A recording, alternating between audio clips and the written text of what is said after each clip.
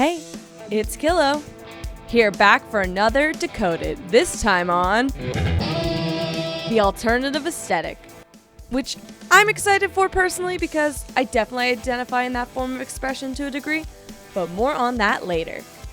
Today we will be breaking it down into 3 categories: culture, music, and fashion, and wrap up with some of my own thoughts and feelings on it. If you're new here, then here on the Decoded series, we dive into what gives a piece of art that special vibe, break down the elements that make it iconic, and see how you or another potential artist can capture some of that same magic in your own work. So let's dive in and decode.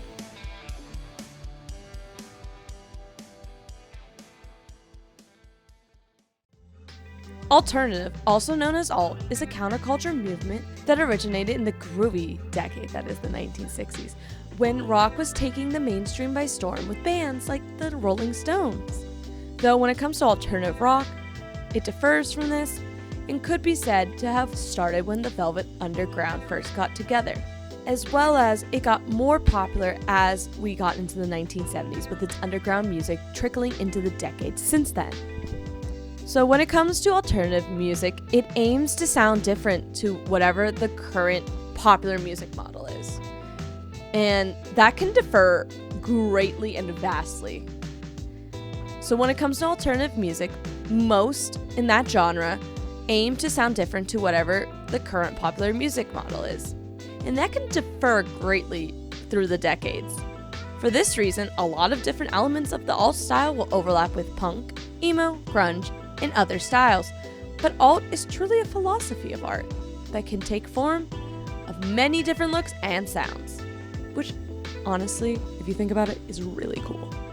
As mentioned before, alternative music is more of a philosophy than a genre. For different subgenres, there tends to be trends that can be seen. And also, as much as I love all the aesthetics and subgenres, I will not be able to pack them all into one Decoded episode. So comment below if I missed a subgenre that is really near and dear to your heart, and maybe we'll touch on that in another Decoded episode. For different subgenres, there tends to be trends that can be seen. Alt rock tends to feature heavy genre blending and a use of wider variety of instruments. Let's think Rage Against the Machine, Linkin Park, The Cranberries, Incubus. Alt rap and R&B tend to go for a similar vibe, borrowing from melodic and rhythmic elements from each other, along with genre blending with genres such as rock, EDM, jazz, and metal. Childish Gambino, SZA, Tyler the Creator, and The Weeknd. That's the vibe for the modern day. But as said earlier, these are all generalizations, and there is actually no set sound to alt music, which I think is actually pretty neat. Alt truly comes from a genre choosing not to settle into genre norms despite having a base in a specific genre. I like to call this genre non-conforming. And honestly, I dig it. It works. So you can always say one of your favorite genres is genre non-conforming. Followers of alternative culture generally choose to support individual artists over large companies. The themes of alt music also tend to cover topics that speak to marginalized groups.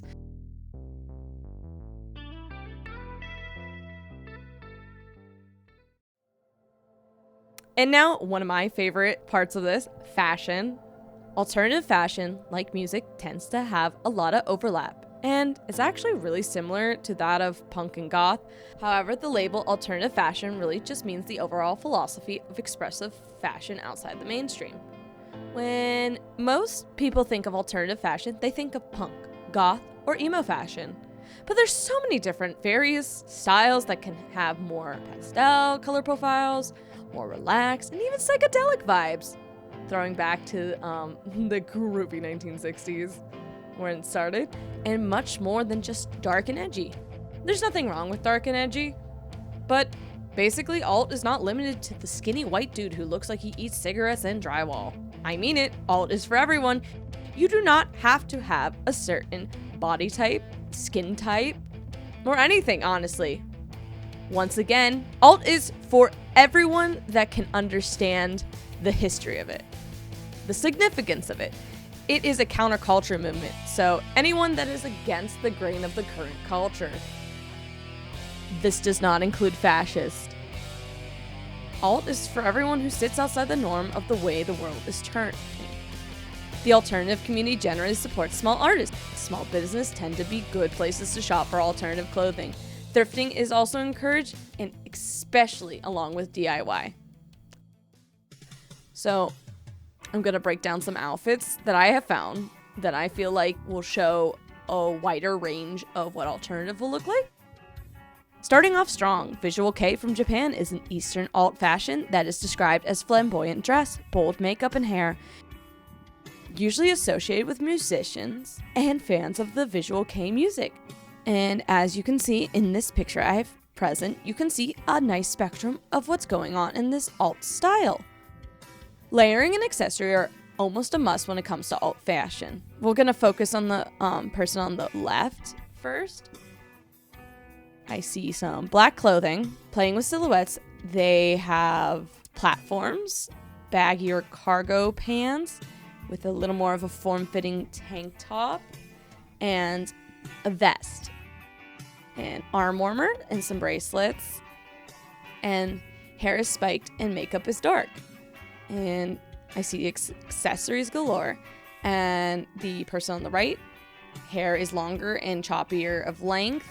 Many accessories. I think I see some feathers and leather. A tank top as well. Layering of belts and possibly fabric around the waist. What looks to be a skirt and a heel, possibly a heeled boot. We're actually going to see this a lot on the shoe spectrum. On the one end of the spectrum is a platform bulky shoe, as well as something with a heel. So, when I've looked through pictures as well, I've seen that skirts of any length are popular throughout most alt styles as well through the ages. So that's one thing to think of, no matter the gender. Another example is this beautiful person that has braided their hair into a bright eye-catching pink, layering with black and gray as well as white, so a monochromatic look. Lots of layers. The silhouette is eye-catching in a subtle way. There's many jackets of like different textures and like volume. The fishnets and tights are layered with leg warmers. I see Converse. Converse are also a very popular alternative shoe choice, along with Vans and cute little accessories. I feel like it might be cold in this picture because I think they're wearing earmuffs. If not, that might just be a style choice, which is also really cool. They have a cross necklace, which is actually a little more popular with the goth leaning, but also works nonetheless. Accessories and layering, I feel, make this fashion genre stick out and really make the individuality stand out.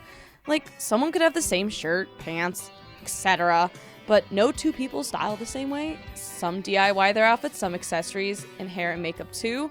They're all different. You're not going to see the exact carbon copy of someone, which I think is really cool. And this pair actually shows two different ways of layering that I like. The one on the right is layering with a sheer mesh shirt and a crop top, which is still layering, but an example of showing some skin with layering. You don't have to cover up, but you also don't have to not be cover up. It's more of a comfort and style choice. It's personal expression. Roller skates, that's actually really cool. They match the outfit. The carabiner with the chain. The belts. Belts are a must. Also, you will see people with brightly colored hair with more texturally interesting and eye-catching haircuts. The person on the left is wearing striped shirts, also very popular for this genre, layered with a plain black shirt, black jeans, and I think those must be Converse, but like in a plaid tartan yellow, which is really cool.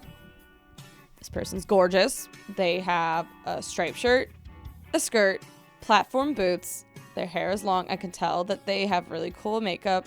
And sometimes in alt fashion, tattoos are also just a part of the look. I have been the alt kid growing up. I loved it. Still love it. Haven't grown out of it. But alt's really cool to me because it is quite literally taking the people that go against the norm, against the grain, in finding community in what makes people different. And I love that. And I really did mean it. For alternative to work, you kind of have to go against the culture. Like, to go against the culture isn't to minimize or demean other people. I see a lot more alternative people for the community, and I have been under the alt umbrella since at least middle school. And as I've grown older, that alternative umbrella has also encompassed my outreach to my community, which sometimes counterculture is being there for your community. You're essentially in a group that is known for being different, but we all come together with those differences, which I think is beautiful. And if you look more into it, it's very much for the marginalized groups. If you're a person that's entitled or think that you are better than certain groups, you're not alt. You're just mean. To go against the culture doesn't mean you're not for the people. Let me know in the comments if I missed anything or if there's something you think, dang, Kilo, we needed that. Until next time, like and subscribe. This is Kilo, signing out.